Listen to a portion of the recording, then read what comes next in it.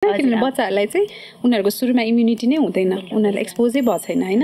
अनि त्यसपछि एक्सपोज हुन थालेपछि अब त्यो इम्युनिटी डेभलपमेन्टको एउटा प्रोसेस पनि हो। त्यही भएर अब सामान्य भाइरल रुगाखोकी चिन्ने कसरी भन्दाखेरि चाहिँ बच्चालाई ज्वरो आउँदाखेरि प्रायः चाहिँ सिँगानहरू बग्ने, अलिकति नाक बन्द हुने, आँखा रसाउने होइन त्यस्तोहरू भइरहेछ भने चाहिँ प्रायः चाहिँ त्यो भाइरल रुगाखोकीको लक्षण हुन्छ होइन। सो त्यसमा त्यति आत्तिहाल्नु चाहिँ पर्दैन। सो 2 दिन 3 दिन 4 दिन कहिलेकाहीँ 5 दिनसम्म पनि हाई ज्वरो आउन सक्छ। हाई ज्वरो नै आउन सक्छ।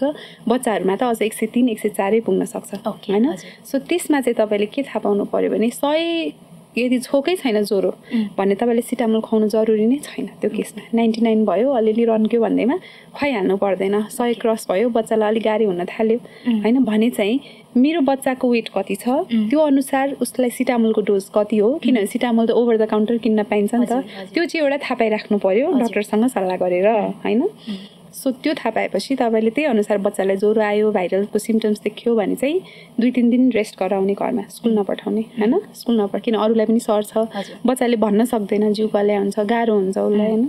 सो रेस्ट इज अल्सो, रेस्टले पनि हामीलाई ठिक पार्छ। सो हाइड्रेसन गर्ने मजाले, झोलहरू होइन तातो पानीहरू चाहिँ टन्न खुवाउने बच्चालाई, यो दुईवटा चाहिँ गर्नु पर्यो। अनि सिटामोल चाहिँ नि 8-8 घन्टामा भ्याएन भने 6-6 घन्टासम्म उसको डोज अनुसार खुवाउने। त्यसले गर्दा घटिरहेको छैन, गाह्रो भएको छ भने कोल्ड स्पोन्जिङ भन्छ नि, पानी पट्टी गर्छौँ नि हामी, हो त्यो गर्न सकिन्छ है।